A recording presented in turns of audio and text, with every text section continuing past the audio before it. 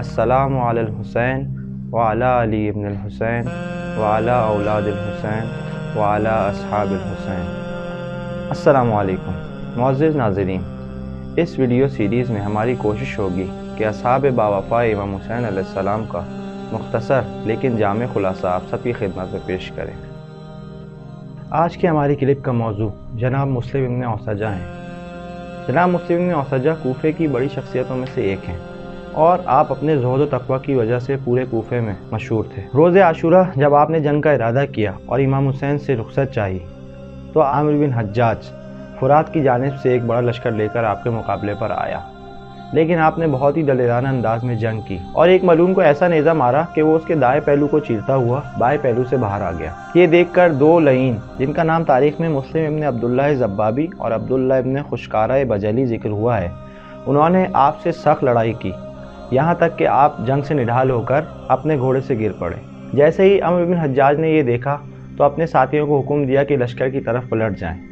جب امام حسین نے دیکھا کہ مسلم اپنے گھوڑے سے گر چکے ہیں تو حبیب ابن مظاہر کے ساتھ آپ کی مدد کے لیے پہنچے، اور جیسے ہی امام علیہ السلام آپ کے پاس پہنچے تو اس آیت کی تلاوت کی، فَمِنْهُمْ مَنْ قَضَىٰ نَحْبَهُ وَمِنْهُمْ مَن يَنتَظِرُ وَمَا بَدَّلُوا تَبْدِيلًا۔ حبیب ابن مظاہر نے مسلم کی یہ حالت دیکھ کر کہا کہ مجھ پر بہت ناگوار ہے کہ میں تمہاری شہادت کو دیکھوں اور تمہیں جنت کی بشارت ہو۔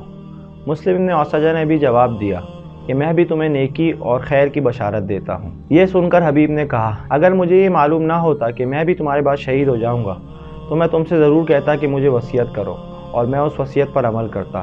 یہ سن کر مسلم ابن اوسجہ نے امام حسین کی طرف اشارہ کرتے ہوئے کہا کہ میں تمہیں امام کے لیے وصیت کرتا ہوں کہ ان کو تنہا نہیں چھوڑنا اور اپنی جان ان پر نثار کر دینا۔ پھر آپ نے امام علیہ السلام کی طرف رخ کر کے فرمایا کہ اے فرزند رسول، مجھے رخصت دیجیے کہ میں آپ کے جد بزرگوار اور آپ کے والد گرامی کو آپ کے آنے کی بشارت دوں۔ جب آپ کی کنیز نے آپ کو خون میں غلطہ دیکھا تو اس نے ایک فریاد بلند کی، واہ مسلمہ یا سیدہ یبن اوسجتاہا۔ جب جناب مسلم شہید ہو چکے تو ان کا بیٹا خلف میدان جہاد میں آیا۔ جب امام حسین نے دیکھا کہ ایک جوان جو ہے وہ میدان جنگ میں جا رہا ہے تو فرمایا کہ ابھی تمہارے والد شہید ہوئے ہیں، ہو سکتا ہے تمہاری ماں اس بات پر راضی نہ ہو کہ تم میدان جنگ میں جاؤ۔ یہ سن کر خلف نے امام علیہ السلام کی طرف دیکھا اور فرمایا کہ یا امام، میری ماں نے ہی مجھے حکم دیا ہے کہ میں آپ پر اپنی جان قربان کر دوں۔ یہ سن کر امام نے اسے اذن جہاد دیا اور مسلم کا بیٹا کچھ اس طرح میدان میں رجس کہتا ہوا آگے بڑھا، امیری حسین و نعم الامیر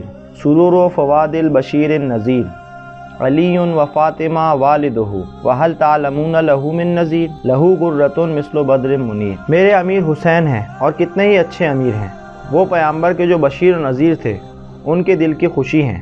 علی و فاطمہ ان کے والدین ہیں، اور کیا تم ان سے بھی اچھے کسی آدمی کو جانتے ہو؟ ان کا نور اس خورشید کی مانند ہے کہ جب وہ اپنے عروج پر ہوتا ہے، ان کی پیشانی کا نور 14ویں کے چاند کی طرح ہے۔ جب خلف نے جنگ کرنا شروع کی، آپ کی والدہ نے آپ کی حوصلہ افزائی یہ کہہ کر کی کہ ابھی کچھ ہی دیر میں تم ساقی کوثر کے ہاتھوں سے سیراب ہوگے۔ خلف نے پسر سعد کے لشکر کے 30 افراد کو واصل جہنم کیا اور پھر خود بھی شہید ہو گئے۔ آپ کی شہادت کے بعد آپ کی والدہ آپ کے جنازے پر آئی اور آپ کا سر اٹھا کر یزید کے لشکر کی جانب پھینکا اور وہ سر ایک ملعون کو جا کر لگا، جس کی وجہ سے وہ ہلاک ہو گیا، اور پھر آپ خیمے کا ستون اٹھا کر میدان جنگ کی طرف بڑھی اور ایسا حملہ کیا کہ 2 اور ملعونوں کو واصل جہنم کیا۔ لیکن امام حسین جو کہ یہ سب دیکھ رہے تھے، آپ کی غیرت الہیہ نے اجازت نہیں دی اور آپ نے حکم دیا کہ وہ مومنہ خیموں کی طرف پلٹ جائیں۔ مسلم ابن اوسجہ اور ان کے بیٹے کی شہادت سے ہمیں جو سبق ملتا ہے وہ یہ کہ ہمیں اپنے گھر والوں کی تربیت اس طرح کرنی چاہیے کہ وہ اپنے زمانے کے امام کی مدد اور نصرت کے لیے ہمیشہ تیار ہوں۔ وَسَيَعْلَمُ الَّذِينَ ظَلَمُوا أَيَّ مُنقَلِبٍ يَنقَلِبُونَ۔